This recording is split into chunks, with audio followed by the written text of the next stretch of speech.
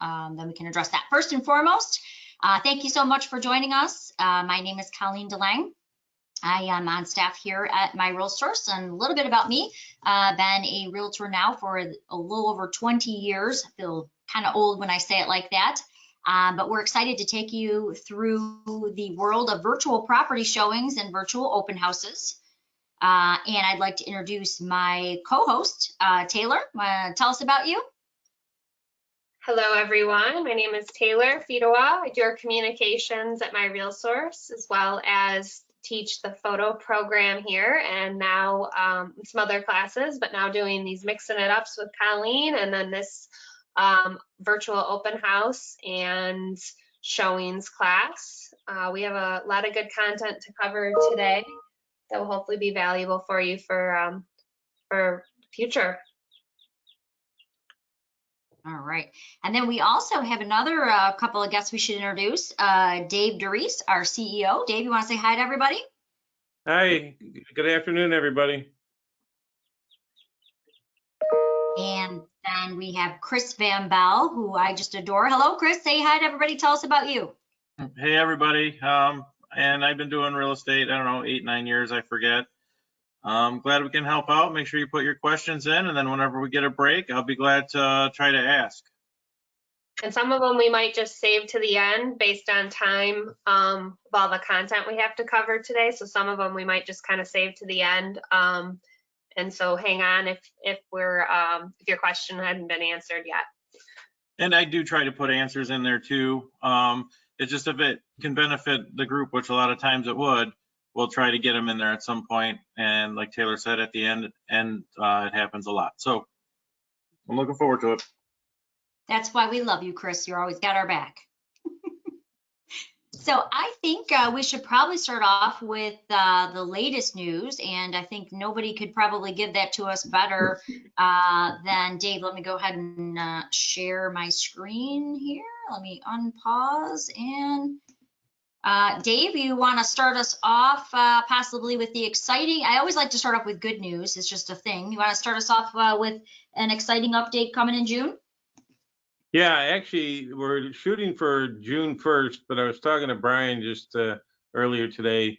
Things are going pretty well, so it might be a little bit before June 1st, but by June 1st, we're going to have all of those pink looking dots on the left side of the state, which is Mishrick, very large MLS. We'll have all those listings in through data sharing into our Paragon system for everybody to see, and for all those people to see our listings as well.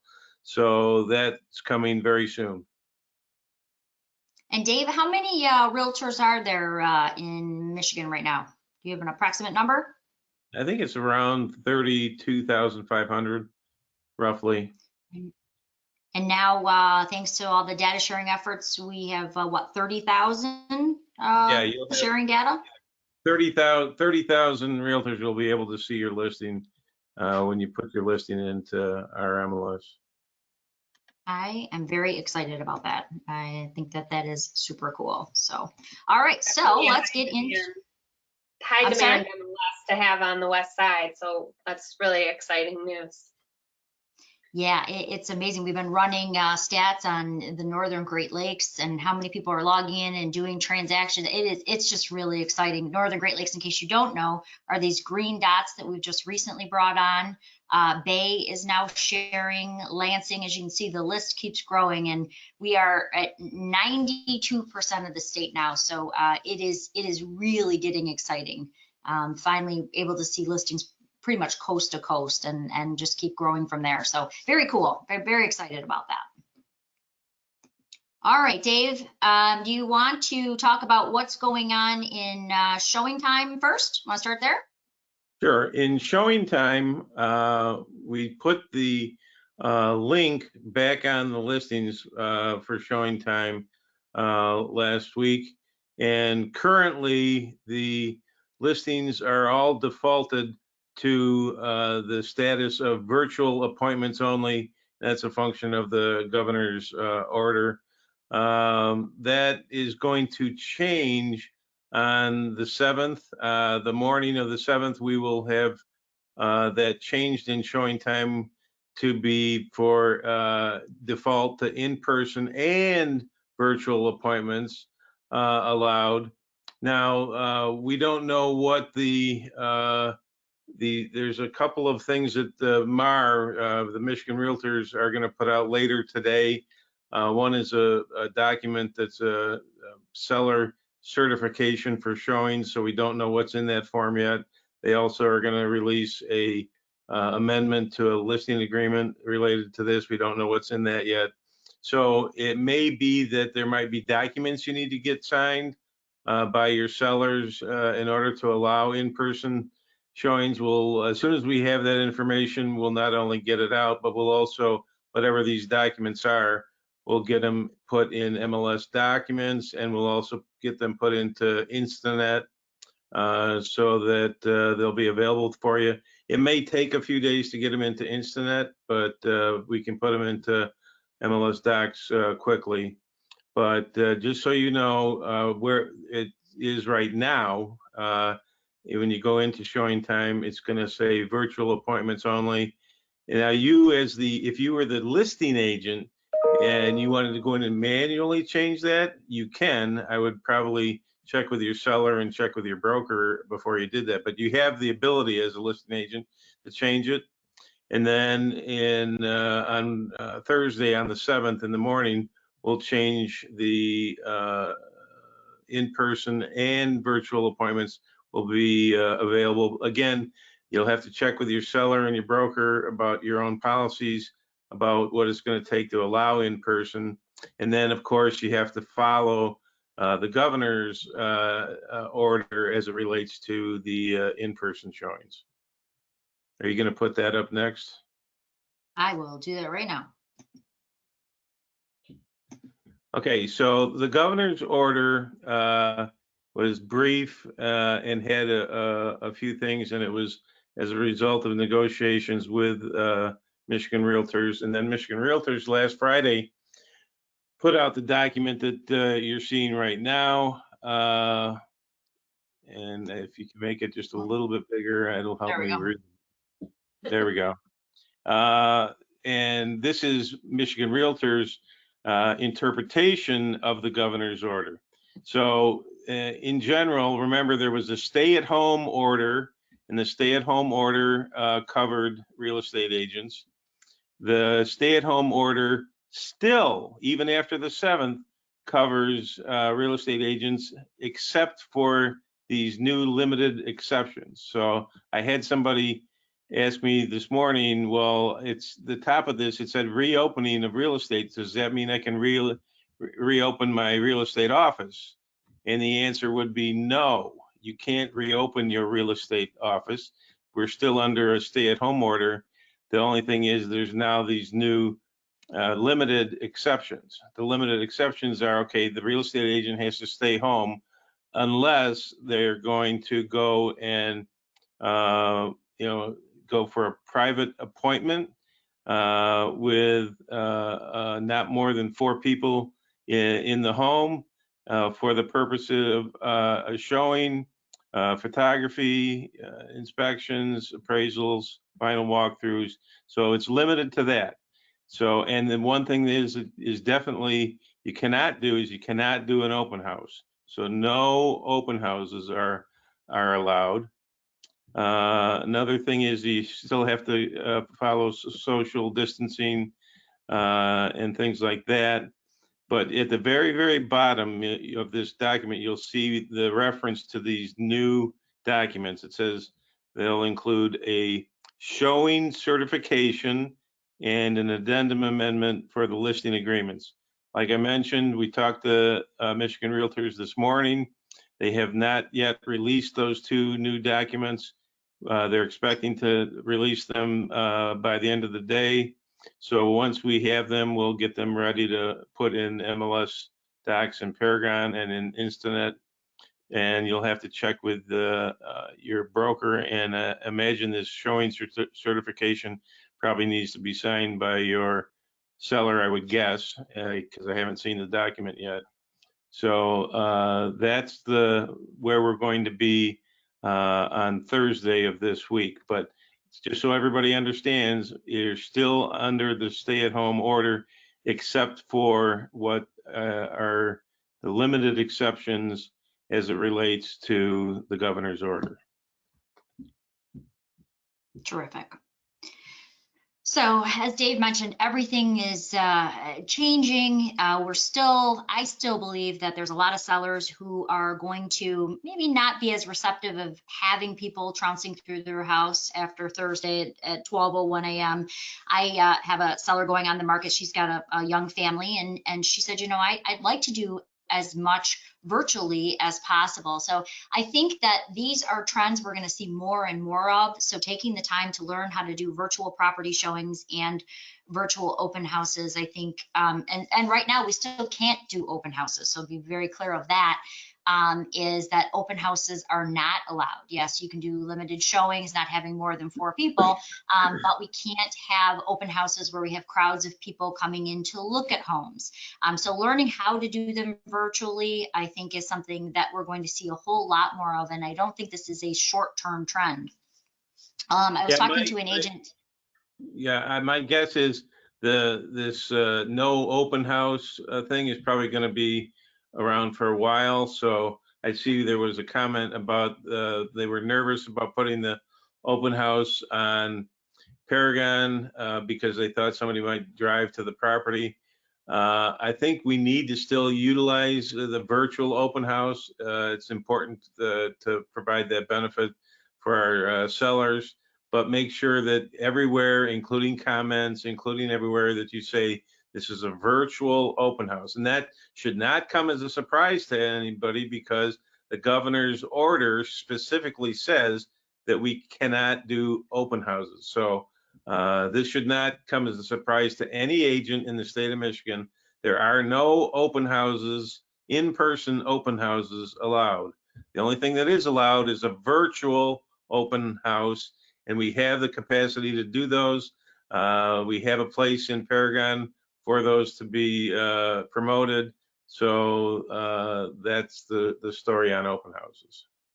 Hey, Dave, we've got another quick question. What is the policy on rentals? Somebody's asking, are there any showings allowed on rentals? No. That's why the governor's order was worded in such a way, the way it reads is it says any showings, inspections, appraisals, photography, video, final walkthrough, blah, blah, blah, blah, blah. And that it's for owner occupied homes, vacant land, commercial property, and industrial. And if you look on the, let me see, what is it? The 1, 2, 3, 4th bullet point in the Michigan Realtor document, in parentheses, it says there are also states that allow for showings of occupied rentals with the permission of the current landlord. They're explaining to you why it was worded that way, because people were asking, well, if it's only limited to owner occupied and vacant, what does that mean? Well, what it means is it doesn't count rentals. It does not count rentals. Odd way to phrase it, but that's what it means. And here's another one, Dave. I think this is a broker question. Do you know what the policy is for collecting unemployment after being able to show homes? I think that's broker, though. Yeah, that would not be related to the ability to show. The way the unemployment works, it's based on your income. So if you were able to answer the questions correctly, get through the unemployment thing, and you were able to collect unemployment, the thing is you're still required by state law to tell them every time you earn money. So if you had a closing and you collected commissions, you would have to report your commissions that week, which would impact your benefit for that week. So that's something between you and the state of Michigan. Doesn't involve the MLS at all. But my understanding of it, and again, I'm not an attorney, so this is just an opinion. Go check on your own. But my understanding of it is that you have to make sure that you report to the state unemployment agency any and all income that you earn while you're collecting unemployment. And that means everything. There is no limit. It's not like, well, it was only a small amount of money. Doesn't matter. Even if it was a small amount of money, you have to report it to the state unemployment agency. Otherwise, it would possibly be a problem. And can we make this document available? I know you spoke about this in our earlier session. We've got somebody asking about that. I can the add it to document the is- handouts. Yeah, the I one can that's add on it the to the screen. handouts like I did. Okay, she's going to add it to the handouts. I will do that. I will do that when Taylor starts going into photos. I will get that. So give me just a couple minutes and I'll get that uploaded there for you so you have it. The handout section, you guys will see that that'll be on there now. Also some of the photo tips and staging that I recommend for you guys to utilize and for your sellers when they're taking photos to follow. And then a virtual open house document that just kind of overview of what we're going to cover today for you to look over after class. Awesome. And then before I turn it over to Taylor to go over a lot of that great information, I'm going to quickly share my screen. I think a lot of people are wondering, well, what's going on? Is business getting done? And the answer is yes. The good news is we have seen people really doing a great job of still promoting their properties with virtual open houses, still performing virtual property showings. We've done a couple classes. We actually had 2 agents walking through a home virtually together, asking questions. We actually recorded it and we've put that in the class. You'll see that a little bit later. But if you simply want to know for yourself, well, what's going on in the market, you can go to your market monitor right within Paragon. I'm going to take a look at the last 2 days and sort of refresh these numbers. In the last 2 days, 722 new listings went into the MLS. 367 listings went pending. And what that means is there's a lot of business that's still being conducted. It's being conducted remotely. And obviously you want to check with your broker to see the legal language for offers. But I myself received a couple offers that were set up that they were subject to, kind of like a contingency, subject to the buyer being able to walk through the property when the order was lifted. So we've seen some very creative agents going out and doing business remotely. And we've had a lot of them in our Mixing Them Up show, which is on Thursday at 10 a.m., talking about their successes, what they tried, what worked for them, some different apps we showcased last week. We're going to showcase one of those again today. But the thing you have to decide is, can you tailor your business to do it remotely? Because I think this is a trend that we're going to see more and more here in the future. And again, for open houses, we can't even do those yet. So this is a great option to still promote your properties and get them a tremendous amount of viewing. So with that, I am going to turn it over. Yes. Colleen, before you go any further, we have several people asking, is there supposed to be video? I don't know if that means that they can't see your screen that you're sharing, or if we're not sharing can you faces right now. We just have the screen on. If you can see the My Real Source homepage, you're in the right spot. Can you see that? Can we find out if somebody else can see that? I asked them, this was back when you had the lots of dots up, and I didn't get a response, so I didn't really do anything further. Yeah. Okay, Pat sees it, Julie sees it. Okay. Yeah. Well, if one person's seeing it, just a webcam. I think it's just curious about the webcam. Oh, okay. Yes, we're not sharing our webcams today. We probably could at the end if we want to take questions maybe that way. But right now we're just actually looking at the Paragon home screen. We just looked at the market monitor. One thing I do want to point out, we made a change to the market monitor this week. The market monitor used to look at total number of pendings, and this now reflects pendings for the days you put back. So if you did 5 days back, your pendings would now show you what went pending within the last 5 days. So we did make that change. We're hoping that Paragon will actually add a total pending column towards the end of the year. But just so keep in mind, the numbers you're seeing are reflective of the actual days I put in here. So 2 days back, 722 new listings. and 367 properties went pending. So the good news is there's been such a low amount of inventory. We're still seeing things moving very quickly. It's obviously just doing it remotely at this point until Thursday at 12:01. So, all right, with that, I am going to turn it over to Taylor, who is going to, most of you know, Taylor teaches some awesome photography classes. She's been doing them for many years. And she's taught me how to take better pictures of my listings. And as a matter of fact, Taylor, it's funny, I have now been able to tell many of the agents who have taken your class from your signature sync trademark, how you angle off the sink into the mirror. I've seen so many people emulate that famous shot, so it's kind of funny. I'm like, she took Taylor's class and she took Taylor's class. So, yep. See some of the techniques applied in the MLS there. Very cool. It's very cool. All right, I will turn this over to you. Do you want me to send it to you, or can you grab it? I got it right now. 1 second. All right. So as Dave mentioned and Colleen were mentioning, just because this is going to be lifted and what all that is going to entail, that doesn't necessarily mean that every seller is going to be comfortable with anybody just walking through their home.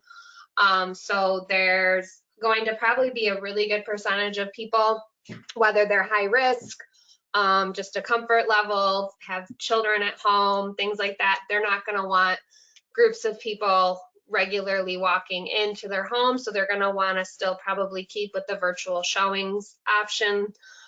So we're definitely going to continue to cover that and show you guys how to do that, because you don't want to have limited options for your sellers. So what we are going to cover, one of the biggest questions really is, all right, if my seller does this tour, they don't want you coming over to their house, they don't want showings, but they still want people to be able to see the home. They do their own virtual showing tour and send you the file. So they can do this right from their phone, and there's a couple different platforms that they can use to get these files right to you, and you can then add that to YouTube or a platform. Colleen is going to cover that a little bit deeper, but a couple of them that I recommend is WhatsApp is one of them. I have that pulled up here. This is good for the iPhone, Android. You can also have it on your computer. And the seller, when they take a video, which I'm going to give you guys some tips on how to do a video, show you a sample one. They can just simply do that right from their phone and upload it into their WhatsApp and send that to you. So both you and the seller would need to download WhatsApp on their phone, on your phone. What's nice about this is a lot of times if you're just going to text a video to somebody, it won't go through if it's too large or it gets compressed, extremely tiny, nothing that you can do with it. Or if it's even sent through email, the file can be too big and won't send. So what do I do if I have a 3-4 minute video of me walking through my home, panning each room and so on, and talking about this is the kitchen, this is the dining room? That takes up a lot of storage in email and through text. So WhatsApp is that replacement, and it works just like text, except it doesn't compress the video, and it stores those videos for you in the app, and you can send that, they can send that to you, and you can just put that right in your phone. Another one that's really popular is Google Drive. I use Google Drive a lot for communicating with third parties to send them files, things like that. What's really nice is Google Drive is completely live as well. Hey, Taylor. Yeah. We got a question. How do you spell that, and what's the app name again? Right up here, WhatsApp. Right here, it's pulled right up. It's got the little icon. It'll be a green little icon with the phone. WhatsApp. The next one I'm talking about is Google Drive. So what's nice about Google Drive is as long as you have a Gmail email, anybody can have a Google Drive account. And you can go in and you can create folders. And so they could create a folder. Open that folder up and simply add any of the files that they want to into this folder. So they can then share this folder with you. You can drag and drop the files if they have their photos uploaded. There's also Drive for your phone. I'm on my computer the way I'm showing this. I usually use Drive on my computer, but I also have it on my phone. You can just simply drag and drop those video files or those images right into that folder that they've created. And once that folder is created, they can simply share that link with you by clicking Get Shareable Link. And then they can copy and paste. It's frozen out for me right now. Hang on, what's going on? They can just simply copy and paste this link right here, and that's going to give you access to that folder so that you can download that photo or that video. Really good way to share that information between you and your seller. Colleen's also going to show another one called Axel that doesn't require as many account setups, but we'll show you that one later.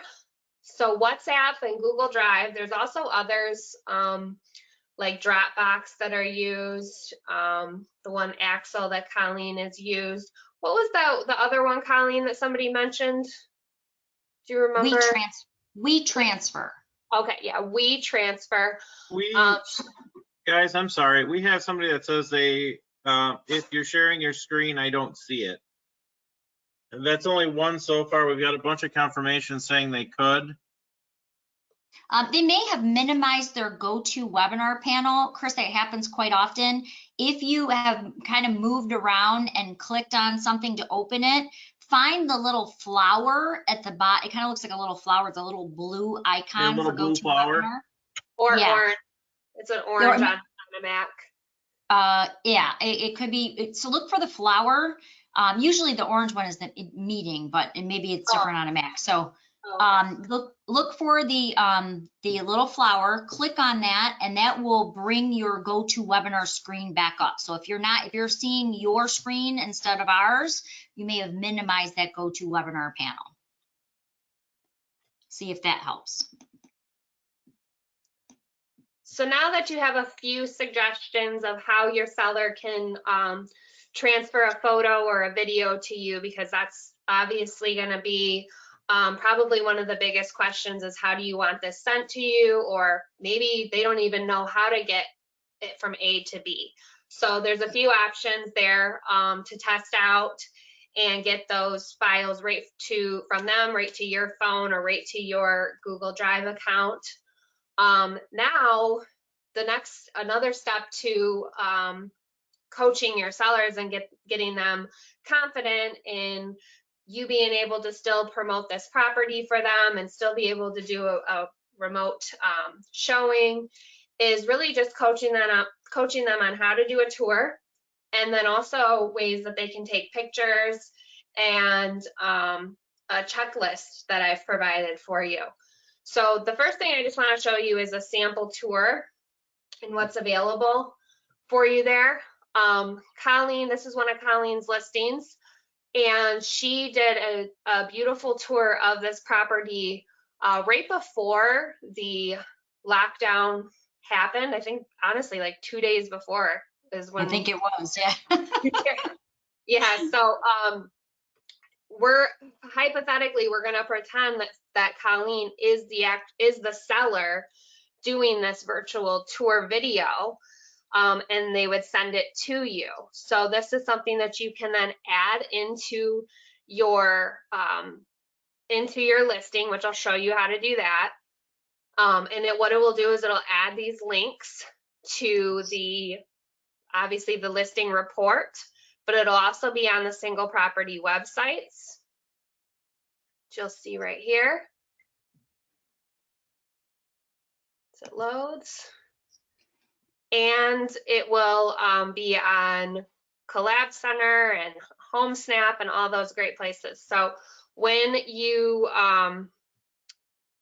it's still loading. Okay, so let me just show you guys the sample of the tour first that Colleen did. So this is something that your seller can do. We recommend that they really don't say much. They just kind of walk through the home silently, or they walk through the home and narrate what room that they're in.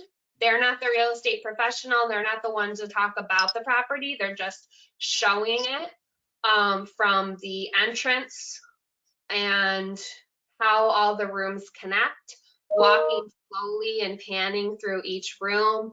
They're welcome to zoom in to certain aspects of the home, like the fireplace and new appliances, things like that, just to kind of highlight it. But this is an example of a tour. We're not going to watch the whole 3 minutes, but just so you can get an idea of what your seller should be doing.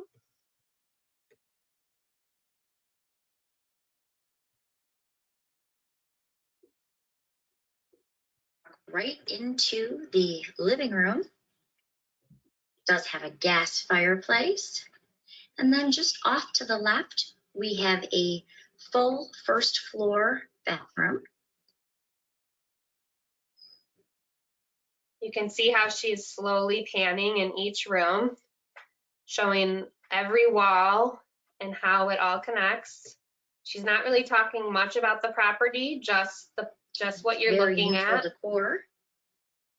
Just outside, you have a spacious deck. Right beyond those trees is Lake St. Clair. As you can see, you have no neighbors to the left as it's an end unit. And we've got a nice spacious sitting area, and it's very quiet and private here. Walking back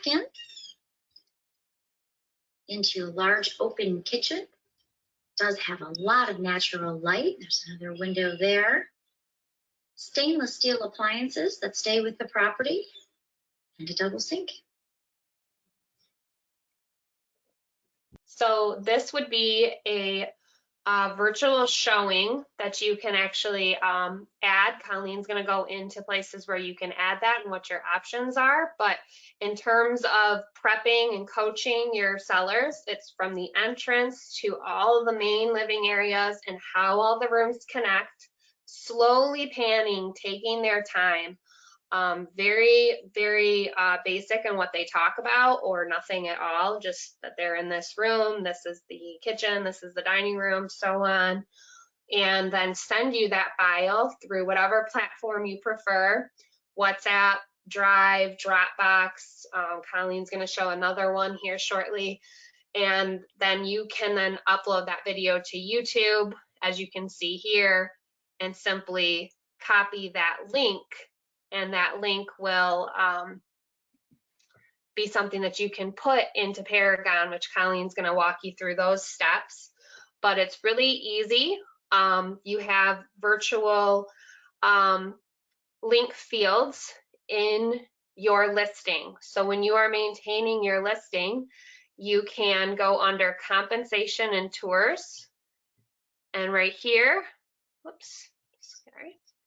Right here is where you have options to insert that link.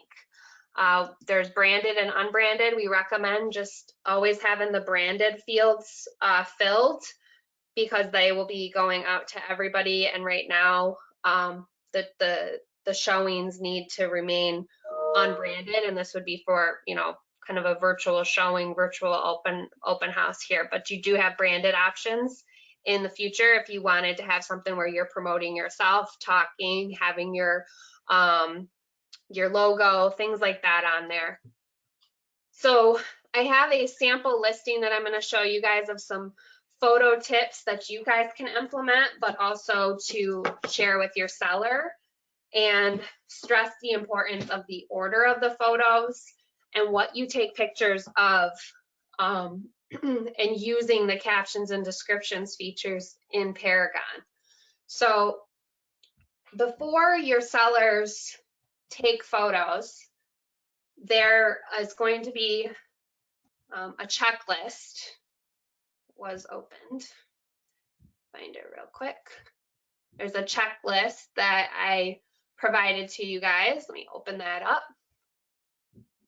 And these are just kind of easy staging, photo staging tips that they can do that can really make them look more professional, not just cleaning the space.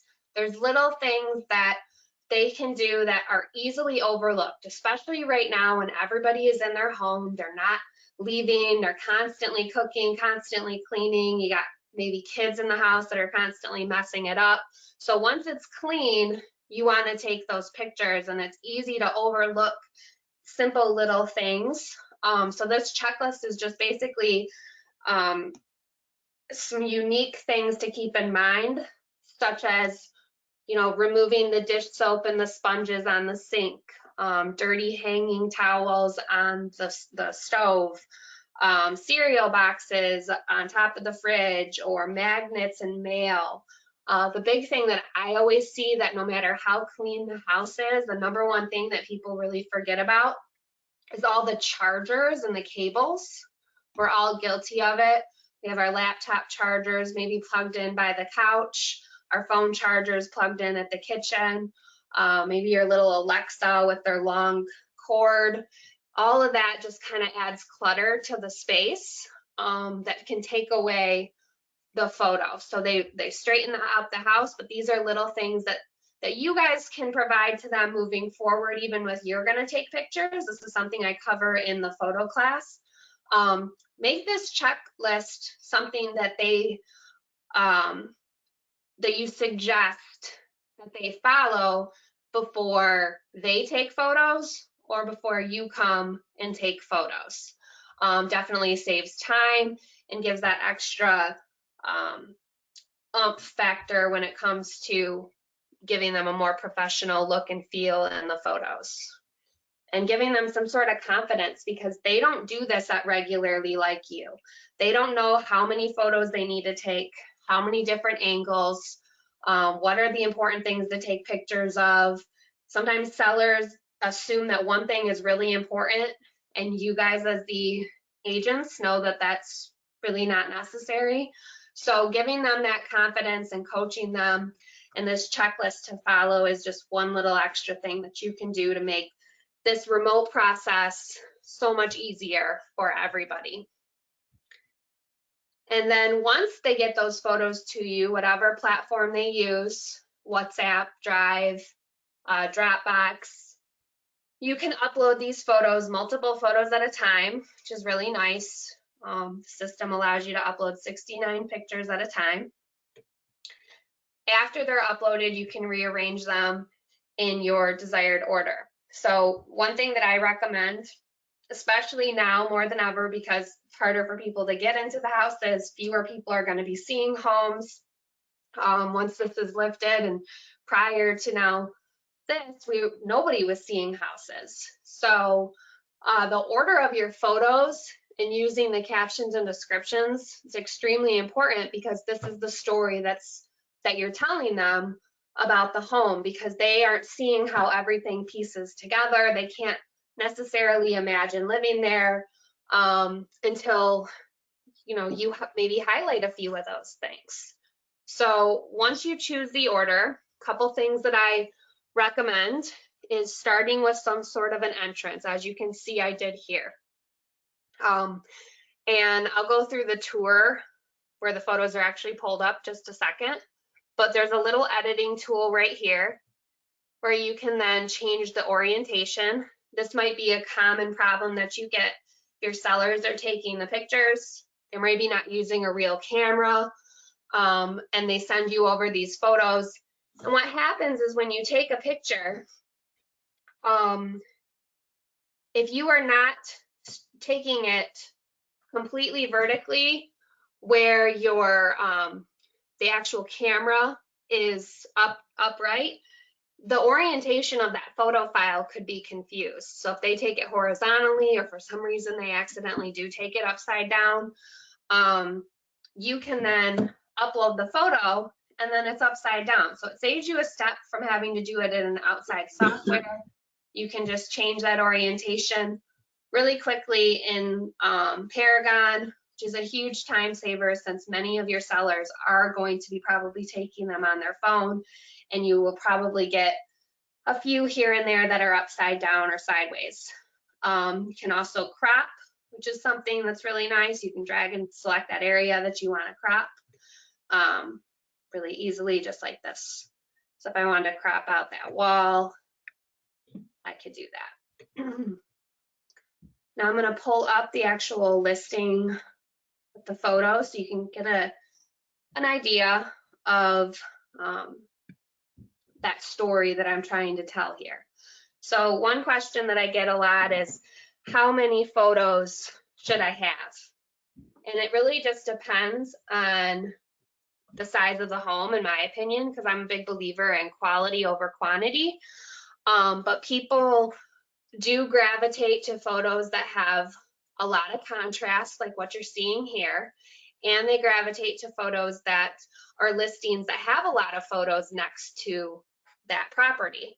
So you don't want to have too few, but you don't want to have too many where they're like, okay, get to the point, how many pictures of this bedroom do I really need? So what I recommend is at least 1 to 2 outdoor photos at the beginning. I only did one. This house was in a subdivision. I just took the primary photo. And what you see here is a photo with a lot of contrast. And contrast is what's going to get most attention because it has just really pleasing to the eye, especially when it's mixed in with a bunch of other properties that meet their criteria. So to get contrast in your primary photo with the blue sky, the green grass, nice shadows and highlights, it's having your seller or you taking the photo at the right time of day. So the sun is your light source here, and your light source needs to be a little lower in the sky to illuminate the front of the home. So the direction of your home is going to control what time of day you take your pictures. So a lot of times people don't even get to the homes till 11, 12 o'clock, and they take that initial shot and then they make their way inside. So your primary photo might kind of be a little flat because the sun is really high in the sky and you're not getting a lot of blue detail in the sky.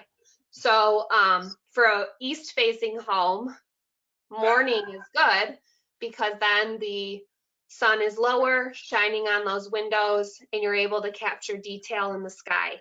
Even if it's not a super bright sunny day, there's still some clouds. You're going to get that contrast between the gray blue sky and the clouds versus if you were to take that at 11, noon, and it's all going to be washed out. A west facing home, you're going to want to do that in the evening.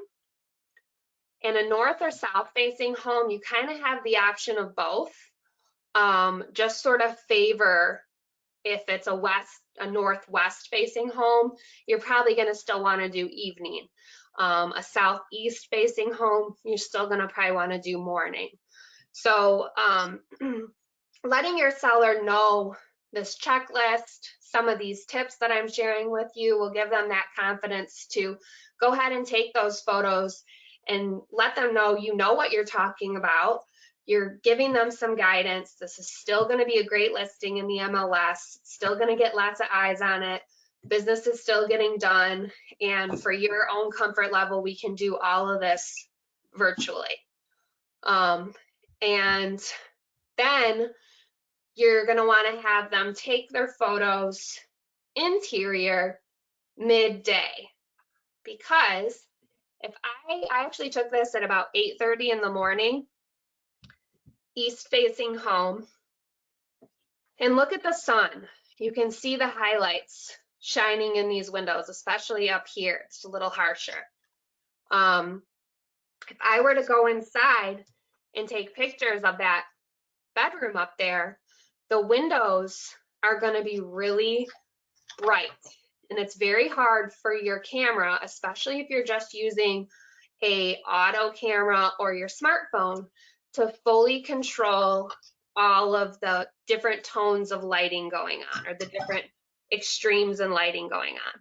So what I recommend doing for having your seller do is take their photos midday, just to avoid any frustration, not thinking that their photos are good enough. You know, tell them to take that shots at these desired times. Interior shots should be taken midday, because then the sun is shining on the roof. It's not shining directly into those windows, as well as following some of the staging tips talked about. And then for you as the agent, the order and how you have these photos flow is really important, and using the captions and descriptions to really sell the property. Tell that story. So I chose to start with the mudroom because I know mudrooms are really huge selling features.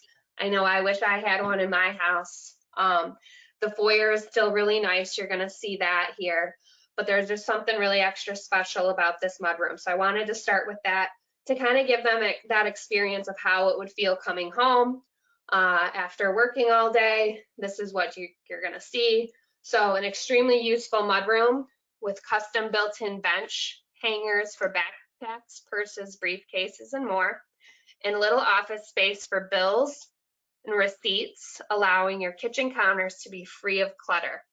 So that little extra selling feature you can utilize here in the captions and descriptions if you already haven't been doing that.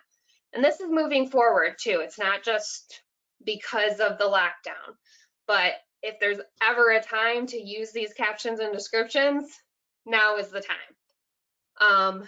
Highlighting that there's a large walk-in pantry and coat closet right here for you. Another little view, same description. And then now, wouldn't you love to cook a delicious meal here? A beautiful, fully updated kitchen with tons of counter space and soft closed cabinets. Little things that maybe they didn't know about. Obviously, you can tell this is a new kitchen, so it likely has all these features, but don't make them dig for it in the report. Have it also in the captions and descriptions. Couple different angles of each room I recommend they take.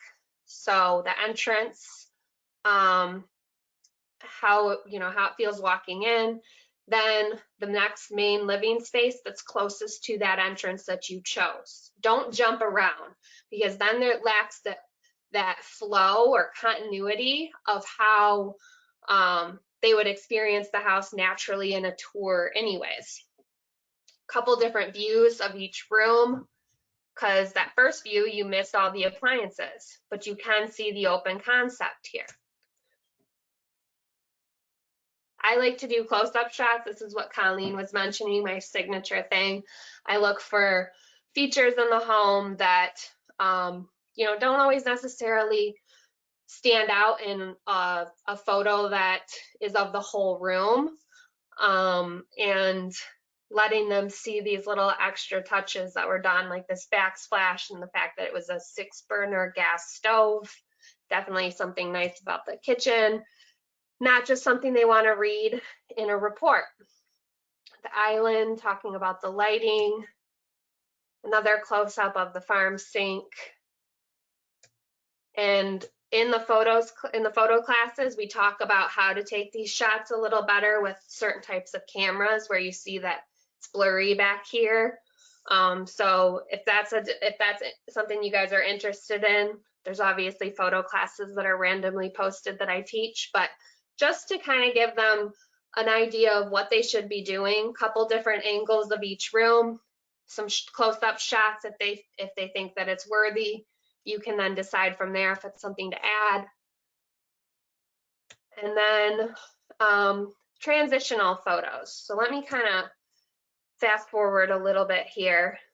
You can obviously see with each photo I took in the specific order, the flow of this home. You get an idea of the size, the space, where everything is. Right here, I'm highlighting things like the electric fireplace and the wood beams. Another little view. And then Shooting down is a really good technique to do moving forward and to share with your sellers, because it's a really good transitional photo, because it gives that a sense of that space that maybe being ground level doesn't always show, and where things connect. So me being up on these stairs shooting down, you were actually able to obviously see the whole living room. You know what was next to the living room over here, but you can see this little hallway and two doors. So this is you already know the living room and the kitchen. So what is this shot? This is that transition to the next piece of the house, which was this room and that the half bath that's coming up. But instead of just assuming that people got that from the order of photos and the transitional shots that I chose, I also used the descriptions to say home office on the main level near living room, a nice space to read, relax, and work from home. Same thing here, except I said home office. It's the same shot, just a different view like I recommend. That's connected to the short hallway and half bathroom, a nice space to read, relax, and work from home. So this lets you know that there's a half bath coming up, and that's that half bath in that little hallway. So little transitional shots mixed in, a couple different angles of each room, and if they want to throw in some close-up shots for you to work with, great. And then you're going to move to cover the main living areas, move to the bedroom, and then the bathroom that goes with each bedroom. And then you'll conclude with the basement and backyard photos. So one question that I get is, okay, this house has an amazing view or a nice pond in the backyard, lots of land, a barn, things like that, lake view. I'm gonna really save that till the very end? No. If there's something that's a big selling feature about the property itself, save some for at the end, but you have about 10 photos to get their attention in your order. So that's why the quality is more important than the quantity. You want to be able to really kind of show them the house without having 10 photos of basically the same thing. But if you want to throw an outdoor photo at the beginning, right after the primary shot, by all means do that. Just save the bulk of them for the end to kind of complete that tour. And then have them take those tips. You guys take those tips moving forward if you're going to be able to take pictures, and follow that checklist that was provided. Use those captions and descriptions to really describe the space and what's coming next. And you'll be definitely doing the property justice. Are there any questions, Chris, that I need to address here? There was a question about on the 7th, then can the agent go and take the photos and the videos? And the answer is yes. The way the order reads, the agent can leave their home to go do showings, inspections, appraisals, photography, and videography, as long as it's private by appointment and no more than 4 people on the premises. Yeah, and it's really up to your seller's comfort level. So being able to give them options of ways that this can still get handled and done, and ways that they can still take amazing photos and build their confidence. This is what you can still do. This is what you can share with them, these tips and everything. But yes, after the 7th, according to right now, you can.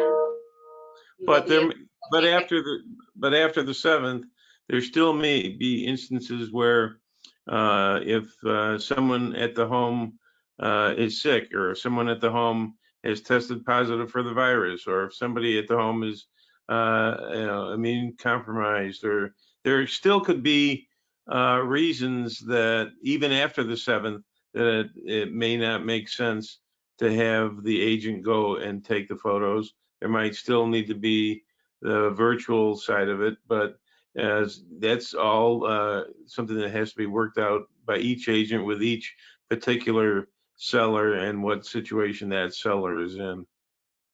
Hey, Taylor, we've got a really good one. What advice for sellers taking their own pictures of small rooms and bathrooms? What do you think? So the biggest thing that I cover in the photo class is, of course, going to be the type of equipment that they're using and you guys use.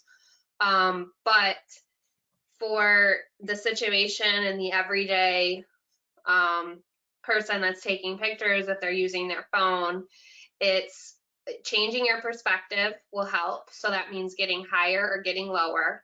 Actually shooting eye level is one of the most limited views that you can get of a room.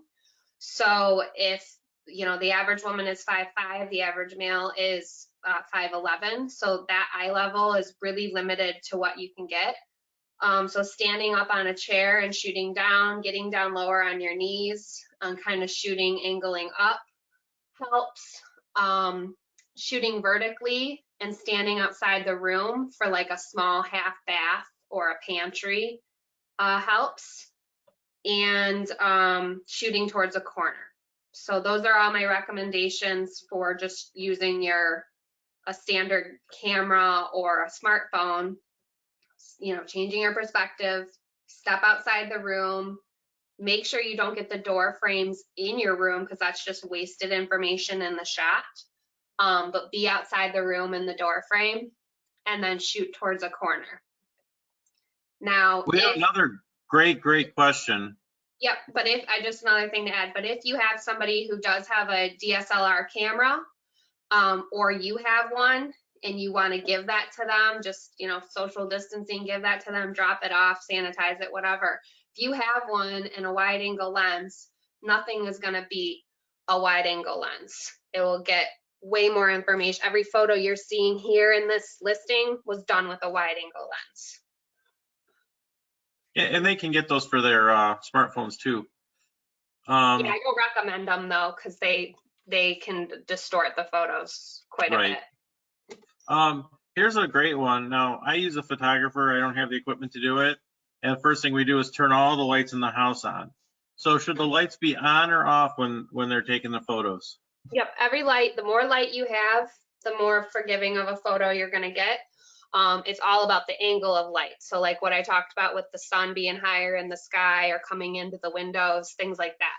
But you're going to want to always take it when it's bright outside, which would be around noon, and you want to have all the lighting possible that you can have on.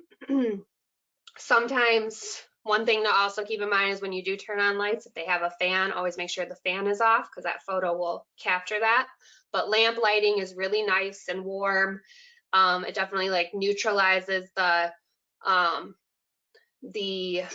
bright white light that can come in through the windows, so it gives it still a warm cast. And open the blinds. However, if it is really sunny and coming in, the one thing that I will do sometimes if there are the type of blinds where you can control the angle, is I will angle the blinds up to the ceiling so that you don't get all of those streaks on the floor. And what that does is it bounces off the ceiling and kind of filters down a little bit. I've really only had to do that a couple times, but I think that, you know, has to do with the type of equipment that I have. I've always been able to control the lighting with my equipment. But that's always a tip too, is, you know, opening the windows, but if it is too harsh, still not closing the blinds all the way, but filtering the angle of where the light's going with the blinds.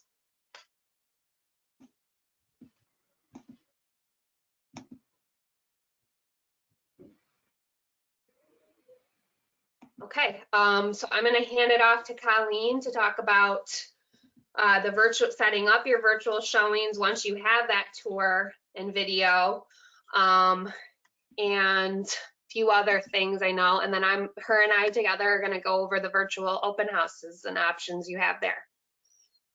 All right. Thank you, Taylor. That was awesome. I learned something every time I take one of your photos classes, and I'm telling you, it's We've so kind great of when seen you change week to week, something that I throw in there.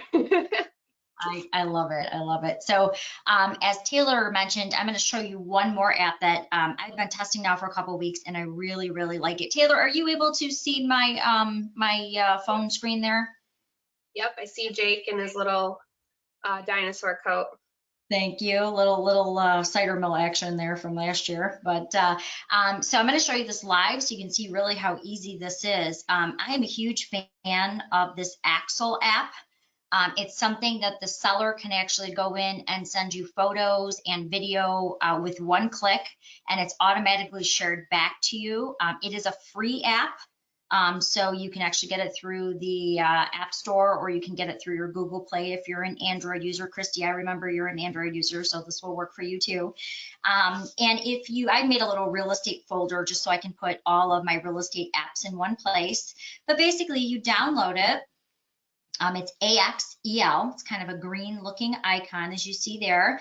And if you want to share it with the seller, it's literally this easy. You're going to click on the little gear, scroll down to the bottom, and invite to Axel. You can send it right through your phone. You can send it right through via email. You can access your phone contacts and send it that way.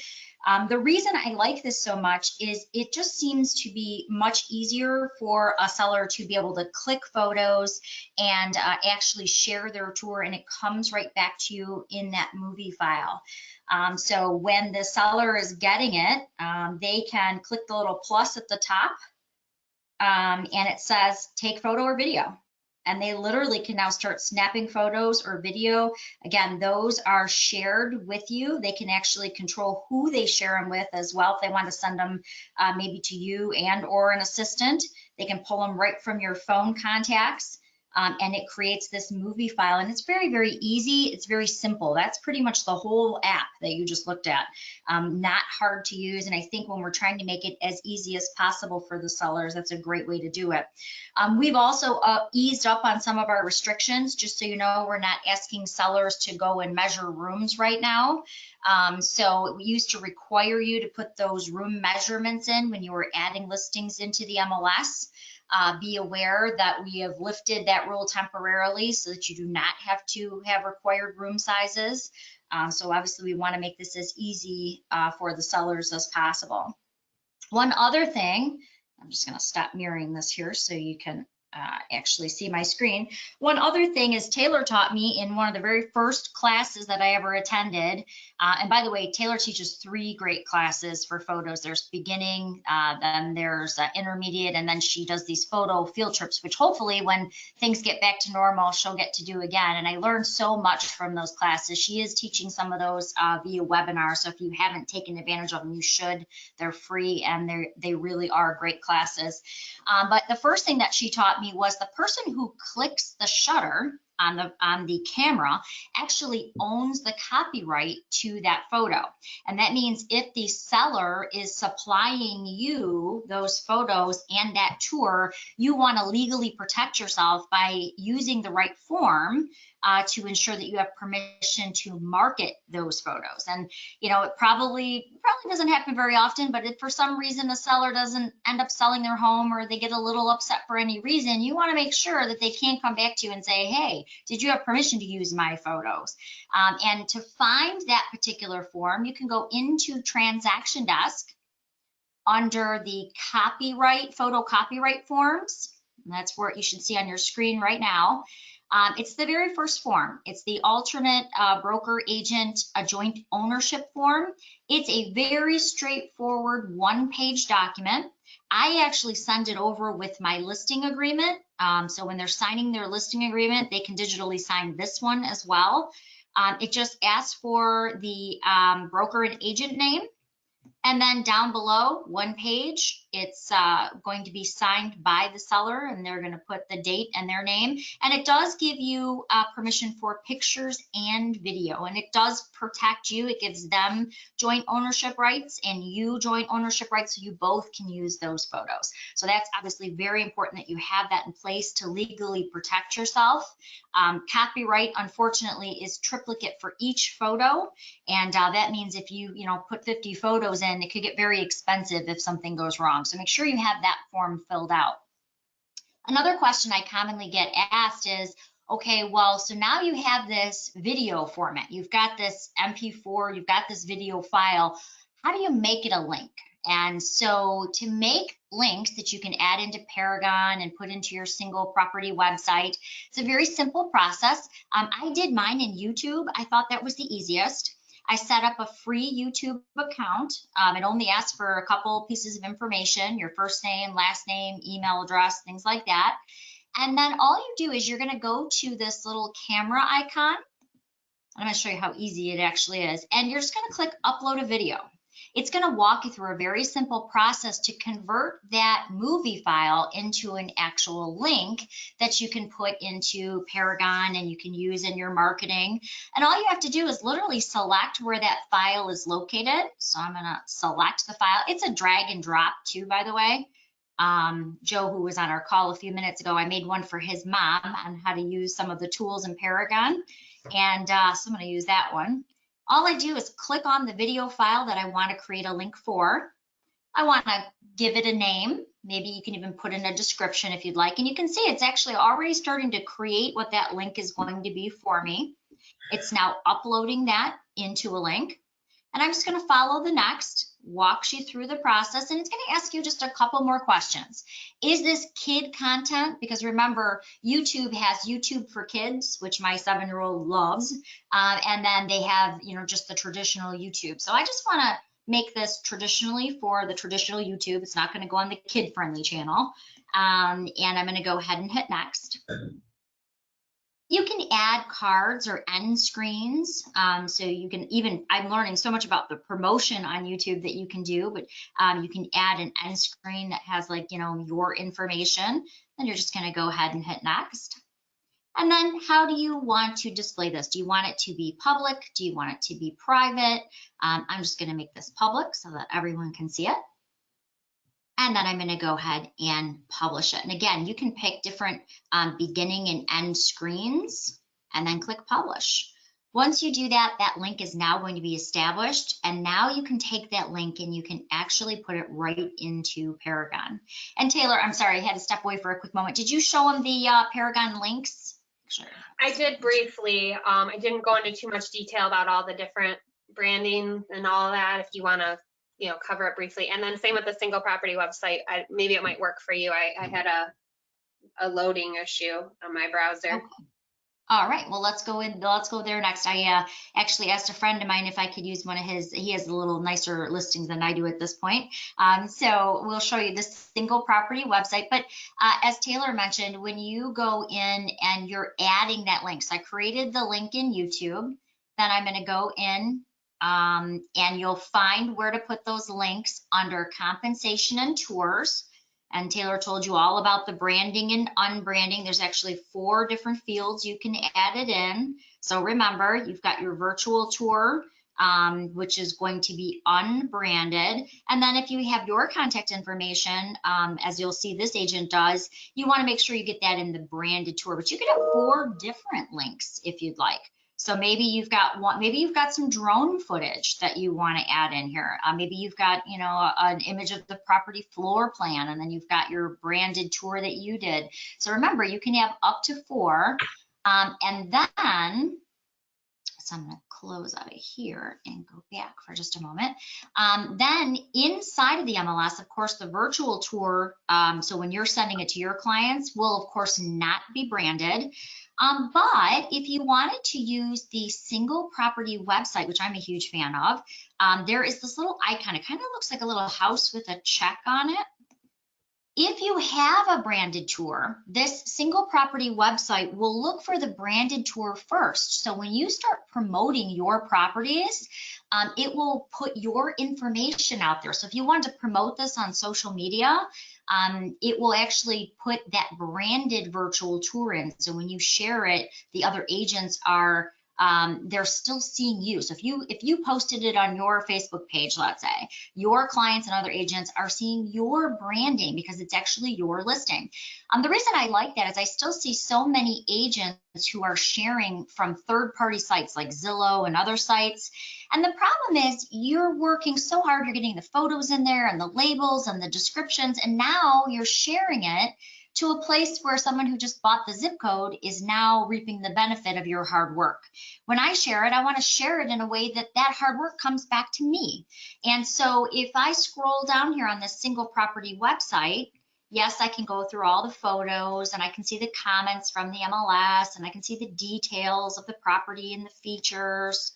I can walk through the neighborhood and go, through the Google Maps features. I can contact that agent. But if I scroll down, the only advertising I'm seeing is that agent's active listings, pending listings, and some of their solds. I'm not getting other company information. I'm not getting other agents' listings. I'm basically bringing that lead back to me, which I'm a huge fan of. You can share very easily to social media using the icons over to the right. So if I want to share this on Facebook, can go ahead and write a little post, and I can even include this on my business page or a page I manage, or maybe an office page if I'm trying to promote it, to some of the other agents in my office. So there's a whole lot of ways that you can utilize the single property website. At the top, if I click on this agent's virtual tour, now again, it's going to look for the branded first if it's there. We haven't, obviously we haven't been walking into any properties just yet, but hopefully now that we can get back into taking photos, we can do that. But as you can see, this branded is grabbing this agent's information, his company information, and then he's got a great branded tour here. All right. Any questions? Any questions on that, Yep. Chris, before? Well, let's go back to YouTube real quick. Do you know how to advertise your YouTube channel, and where can you find the name of, I think it says your YouTube channel? Our YouTube channel you can subscribe to, and it's My Real Source Media. We putting out content on there. We have been for years, but we plan on putting a lot more out regularly. Colleen's switching over to it right now. I'm going to show you what it looks like. I'm going there. All right. So yes, it's My Real Source Media. Let's see. I was doing some stuff in here today. Bear with me. And to get back to promoting, are you talking about more on the monetizing of your YouTube channel? Can you be a little more specific? Because I actually, this week is a good time to ask me that question, because I've been actually studying up a lot on that. And I've learned a whole lot. There's a lot more to it than I would have ever dreamed. But if that's what you're talking about, let Chris know, and then we can talk about that. So My Real Source Media, this is our YouTube channel. And when you go in, we have a lot of the remote and paperless, the mixing it up with My Real Source, the virtual open house and property showings. All of the webinars that we're doing, we're actually recording. So you'll find them right in our library. We actually set up whole playlists where you can see all about working virtually. Great question. All right, do we have another question on that, Chris? No, that was it. All right, and for the agent who was asking about advertising, if you were talking about monetizing, you have to actually meet some requirements to be considered for that. And what I mean by monetizing is you can actually get paid if you are putting out content that a lot of people are watching. You know those little ads that, you know, most people get kind of annoyed, you know, you start playing something and 30 seconds in, this little ad pops up and you can't skip it for about 5 seconds. That's where you can actually monetize and make money depending on how many viewers are actually watching what you're posting. There are some requirements as far as you have to have a minimum of 1,000 subscribers. You have to have 4,000 hours in 365 days of watch time. There are some things that you can't do. It will kind of run you down the list, and then there's some things that you want to do. So there's a whole bunch of information about monetizing. If you're ever interested, you can reach out to me. I'd be happy to send you some great information that I picked up. But yes, if you get enough subscribers and enough people watching, then it's cool because you can actually make money depending on how many people you know, are watching what you're posting. So very, very cool. Okay, so any more questions about creating the links though in YouTube? As you can see, you can have more than one page. You can kind of have a business page, and then I can switch accounts to my personal page, where, you know, I keep a lot of real estate stuff personally, so you can actually go back and forward. They're kind of connected. So Taylor already took you through adding captions and descriptions and how important that is. One more thing I'd like to show you is something relatively new. I should have showed you before I disconnected, but it's the HomeSnap. Yes. We just had another one.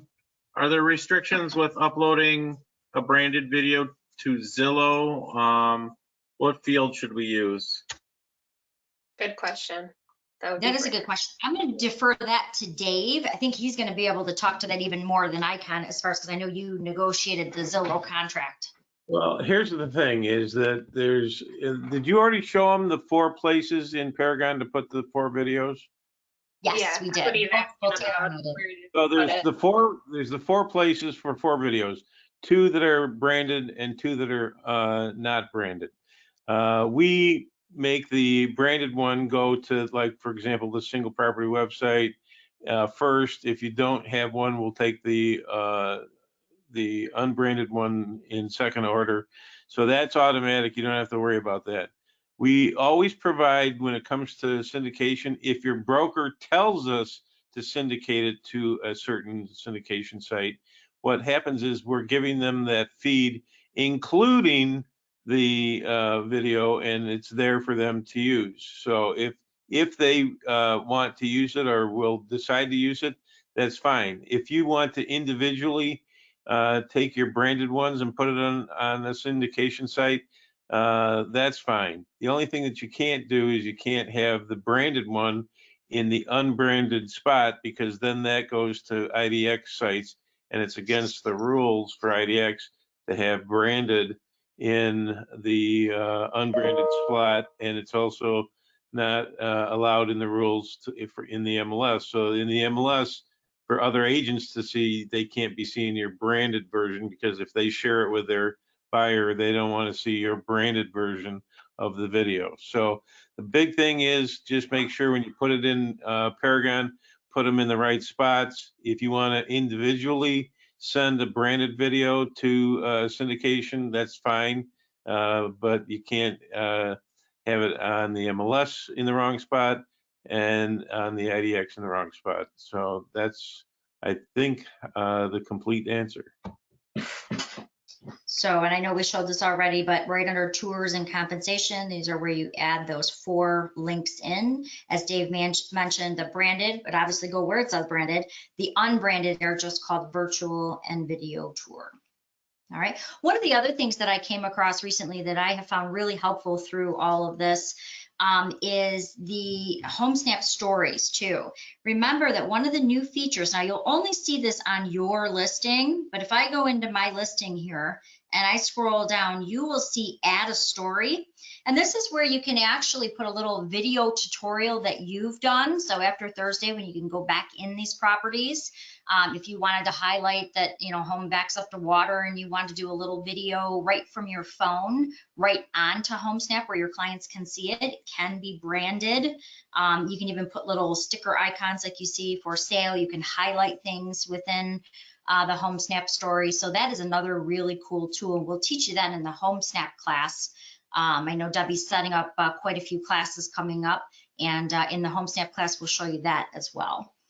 And then lastly, I do want to take you kind of into, and I have to take you right into my listing. Let me stop sharing my phone for a second.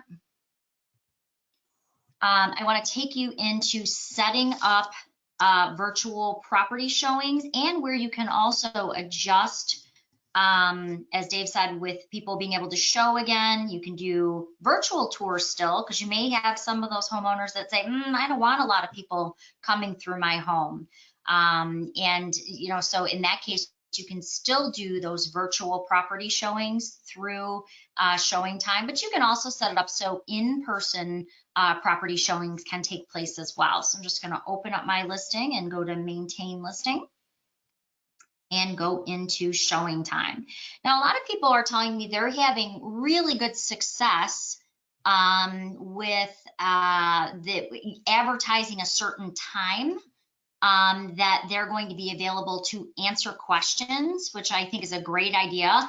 If you are using a Zoom type call, you could set up, and by the way, you can get a Zoom account for free. You can set up a Zoom account and it will give you up to 40 minutes where you can actually, I would recommend doing it for 30, because at 40 minutes, it literally just turns off. But you can do a nice 30-minute time that you can make yourself available to talk to other agents about your property. So I'm going to go into my Cuddle listing here, and I'm going to go into showing time. And this is how it works. So as Dave mentioned, right now we have defaulted the showings, because no one should be showing any properties right now. We've defaulted them to virtual appointments. There is a drop down, so that can be changed to in-person and virtual appointments. And then obviously down the road, if you just wanted to do in-person appointments, you can change it right here, right under that drop down. If I go down a little further, I can block out certain times, and I can say, okay, I want to add my Zoom call instructions for maybe a half an hour a day, maybe between 12 and 12:30. I want to be available for any agent to schedule an appointment with me where we can start talking about that property.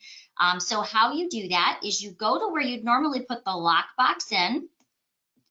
You can change this to other, and in the notes you can say virtual property showing, or we'll do virtual property showing. And then down here I can simply paste in my Zoom call instructions. So let's see. So here's my Zoom call instructions. That means if an agent schedules a time to talk about that property, it's going to immediately deliver my Zoom call instructions right through showing time, just like a traditional showing, except instead of him getting a lockbox, he gets this time and the link to click on so that we can be connected. Keep in mind, and Taylor's going to take you through your virtual open houses, but keep in mind, we've had a lot of successful agents actually kind of collaborating with other agents through this method, where they're literally getting seller footage in, and now they can walk through the house together and ask questions. So it's working out very well. We've had a lot of testimonials that have said that, oh my gosh, I'm so glad I did this. I was a little nervous, but I did it and it was easier than I thought. So thank you for everybody who has been letting us know how that's been going. With that, I'm going to turn it back over to Taylor. We have a question that I wanted to comment on. The question was, what's the difference between virtual and video tours? The answer is there is no difference. All four of those are really just placeholders for you to put your link to your videos.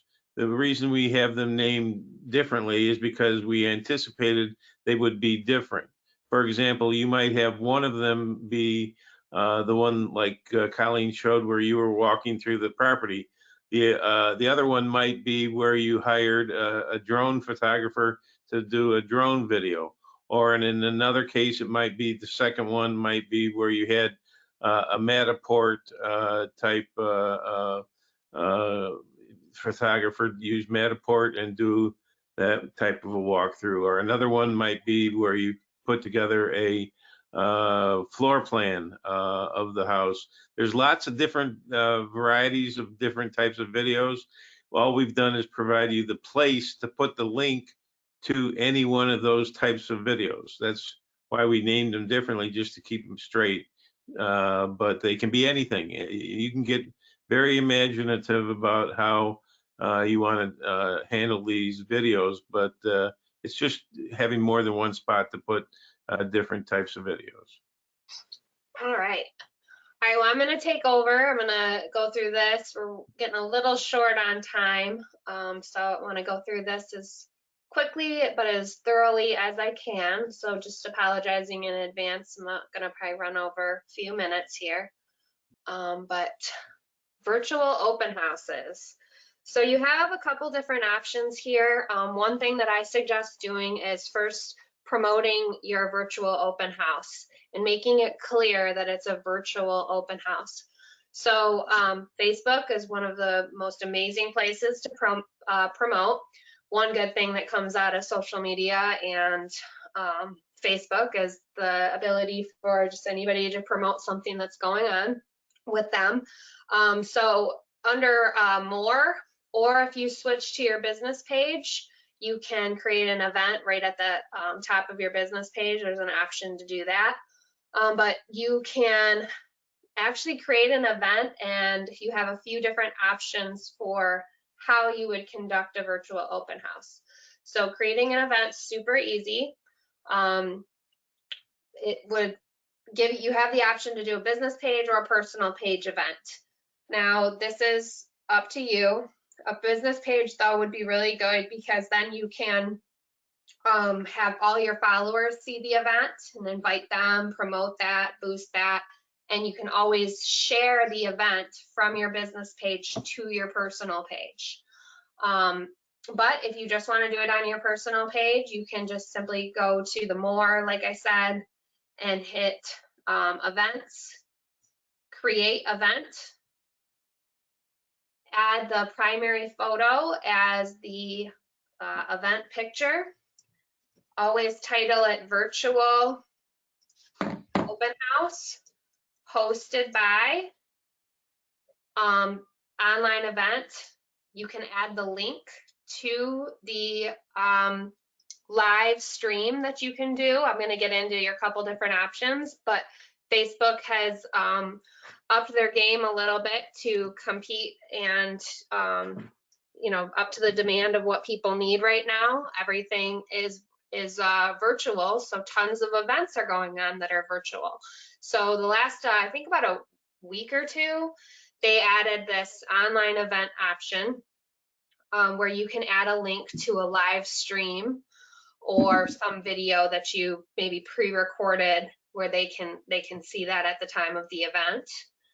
You would add the address of the property, a little description explaining what this is. These virtual open houses are new, so let them know what this means, your date and time, and you can always add a schedule of how this virtual event is going to go down.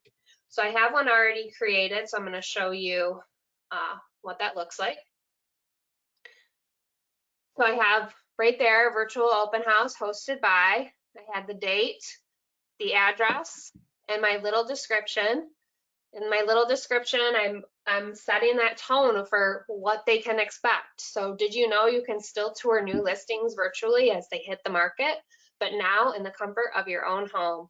Join us for a live virtual open house because we are excited to share with you this beautiful 4-bedroom craftsman style home right in the heart of Romeo, Michigan. Gorgeous landscaping and brand new interior. In my schedule, I have a welcome and an intro to the open house. I'm going to be doing a walkthrough, a live walkthrough, and then after the fact, I have a Q&A discussion with the agent. Now, I created this event a few days before the open house was scheduled as a way to pre-promote. So I can go in and I can, have discussions for everybody who is interested in attending this event. Do you guys have any questions right now? Maybe they're confused or they just have questions about the market. You're just opening up that dialogue and growth for more people to see this. You can share little teaser photos or videos if you want ahead of the actual open house. It also has the option for you to add polls just to kind of gauge where everybody's at, answer some questions, things that they would maybe want to know about in the open house, things that they're looking for, stuff like that. So do you have questions about how to purchase a home right now? Yes, sorta, things like that, maybe some features of a home that they'd be looking for. So all of that is right here just in the event. You can simply write that post, you can simply add those photos and videos. You can also go live right from your laptop's webcam or from your phone, and then you can create those polls as well. So this event doesn't have the link to a streaming video, but it would be right there with the above the schedule. And so what the options are you can use, okay, so we're gonna go over 3 different options for you. Actually kind of 4. So you can go live on Facebook and have a co-host on your Facebook page. Co-host could be your seller.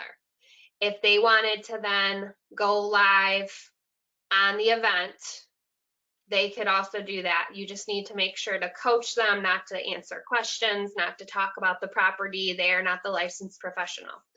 That's one option.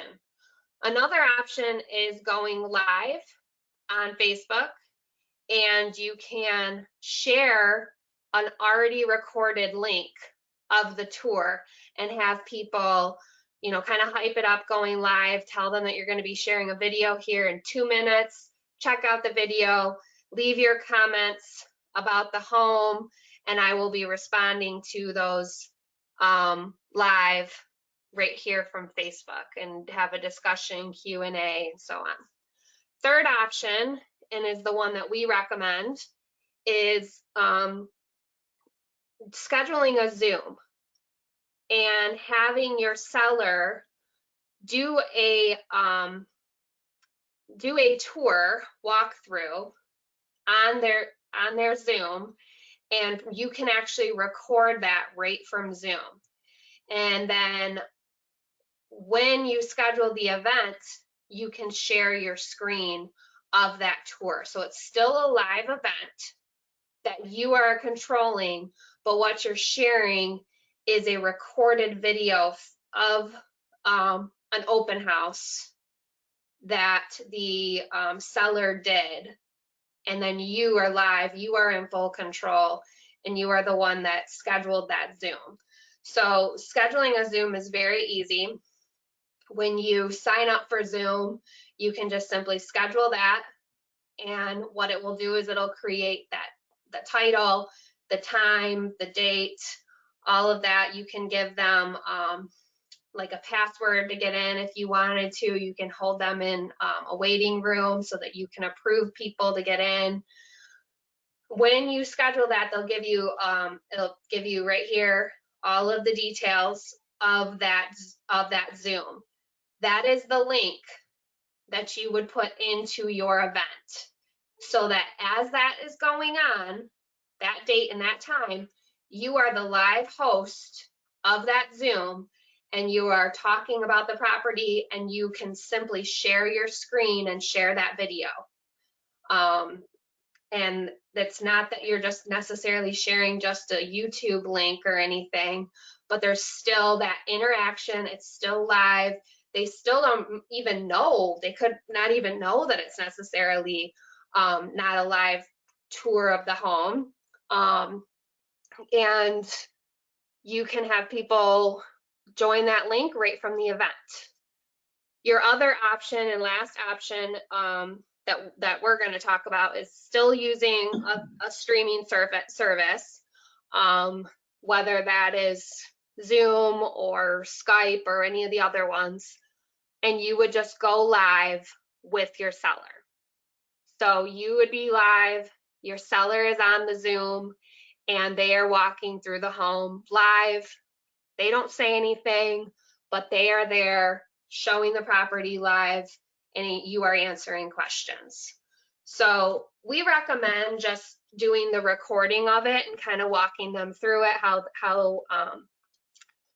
you would like the tour to be kind of conducted, and make sure that they zoom up on things and kind of just walk them through it. This gives you full control.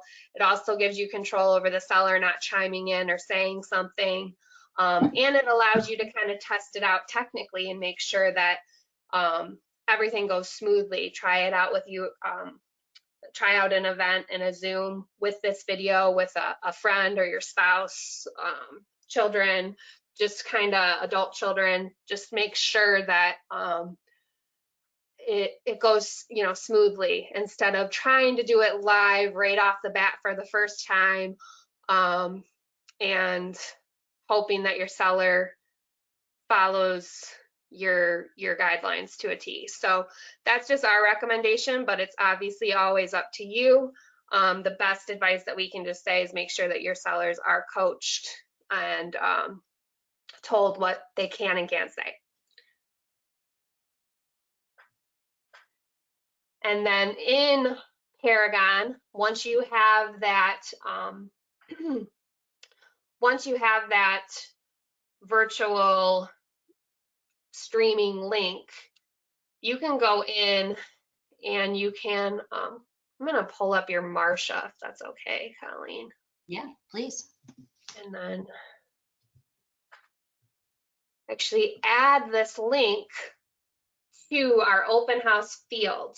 So we have add or edit an open house, and it's automatically set to a live stream right now.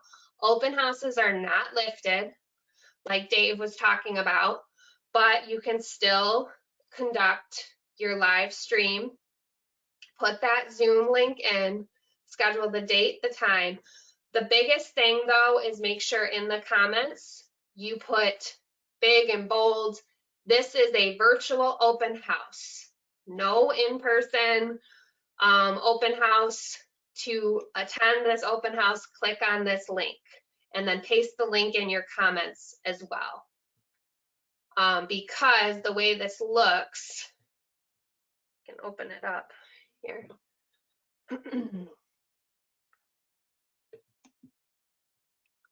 What am I blanking out on here, Colleen? To see the open house. Oh, we don't have it scheduled. And you know what? It closed on Friday. I probably should have mentioned that, Taylor. I'm sorry. I was like, why isn't it opening for me? The reason it is it actually, I'm very thankful it closed. So the open house that you guys are used to seeing on the report would open up, and then it would be right there in the description of the open house, just in case they overlooked that it's a link. So you just want to make it really obvious. Sorry. It shows up on the single property website too, for open houses. But yes, I'm sure that's why, because it closed on Friday. Thankfully. Okay, I was blanking out for a second. I'm like, am I missing something? Okay. No, you had it. Just it won't let you schedule it because it's not active anymore. Okay. So yeah, see how you guys are seeing live stream URL right here? That's all you would see in that pop-up window. So it is really good to have that description like I talked about in the captions, and then also inserting the link there in the captions as well, just to cover all grounds so there isn't any confusion. It's so important now that all of this, every week something is changing. Big change this week. Open houses are still 100% virtual. Showings, it's up to you and the seller, but you want to make sure that that's cut and dry and really clear. So use the captions comments section down here to make that really obvious. So I hope I laid out all the four different options for you. It's up to you. It's up to the technology level of your seller and their comfort level, or the techiness of your seller. I mean, so from posting just a video, going live on your phone and talking to people and telling them you're going to share the video, option 1. Option 2 is co-hosting a live with your seller, that can get a little complicated, but it is an option. Just make sure you're coaching that your seller doesn't say anything. They would kick you off, they would go live, then you would go back on and answer any questions. Third option is the one we recommend, pre-recording a tour on Zoom.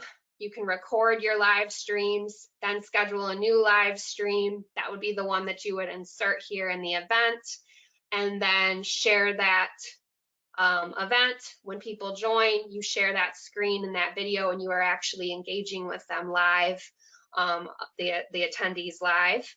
Or you can go do a Zoom live as the seller, live as you, and they're on the Zoom and they're walking through the property. Still coached, not to say anything. It's all up to you to say stuff. Dave, do you want to chime in about anything that I maybe Yeah, didn't cover? the big thing is, I know we just spent this time talking about virtual open houses, and the reason that's important is because the governor's order still restricts in-person open houses. We as an industry, no one can have a old-fashioned in-person open house. They're not allowed. I know there seems to be some confusion because people said, well, I thought that real estate was reopened. No, real estate was not reopened. The stay-at-home order is still in effect. The only thing that was allowed is limited situations where you can leave the house to go to a private showing by appointment with no more than 4 people in the house, but no open houses. Open houses are not allowed. And the other thing is, people have asked me, well, it said reopening, why can't I open my office? Nope, you can't reopen your office.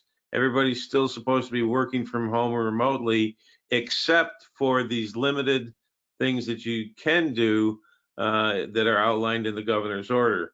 And then remember that we are still waiting for Michigan Realtors to release the documents, the 2 documents that they mentioned, which were a seller's certification for showings. So we don't know what's on that yet. It probably is something to make sure that the seller is agreeing that they're, during this COVID-19, that they're agreeing to let humans walk through their house. And so you need to see what that says, see what your broker's policy is before you let showings happen on the 7th. And what else am I forgetting? Oh, yeah, you can't open your real estate office yet either. That still falls under the well, I've had several people ask me that today, so I guess it's on my mind. Yep. And just so you guys know, we do have another Mixing It Up scheduled this Thursday. Colleen and I and Dave is going to be our guest presenter on there, just talking about the updates of what's happening. Everything's, we just got this wind of all of this recently. So, more structure of what's happening, answer your questions, and going over some of the showing time changes and stuff like that. So join us on Thursday to go into all of those new changes even deeper, and get your questions answered as you let them marinate over the next couple days. And go ahead and sign up for that. Really easy. You can just simply go to resources, and we have class registration. All of the classes that we're doing are under our recorded webinars. So all of this is simply under resources in Paragon, so you can sign up for any of the classes. They're usually about 1 to 2 weeks out, just because content is changing and demand is changing of what classes we need. So just always check back at the class schedule under class registration. And if you need any recaps of all of this, then the recorded webinars is where you're going to want to go. And then Dave mentioned and Colleen mentioned MLS Docs. That's right up here. That's where those forms will be. Lots of our handouts and stuff are also in MLS Docs. So don't ignore this little hidden button up here. It's not the most obvious button, but there's a lot of good information in there for you. Lots of documents. And one thing I forgot to mention when I was talking about Zoom is that there's a free account. Still does a lot. You are just limited. on some of the timelines or time frame that you can use it. I think it's 40 minutes for like a virtual open house. So go ahead and sign up for the free, but if that's something that you want to do longer or just not have as many restrictions, there's different plans from $14.99 and on, and it lists all the different things that you would get with your Zoom account. And we hope to see you guys on Thursdays mixing it up. Go ahead and register for that. If you have any feedback on things that you would like covered or added to a class, or some topics that you would like to see us cover in mixing it up, so I know it's a separate thing than today's class, but we're always looking for feedback that would be helpful for you guys, or guest speakers that would be beneficial to you. Colleen, do you have anything you want to say? Are there any last minute questions we should cover? I thought you did a great job, and I think you covered it all. Okay, great. All right, well, thank you everyone so much for joining us today, and thanks Chris and Dave for participating and helping out. Okay. Thank you all. Bye. Bye, everybody. All right.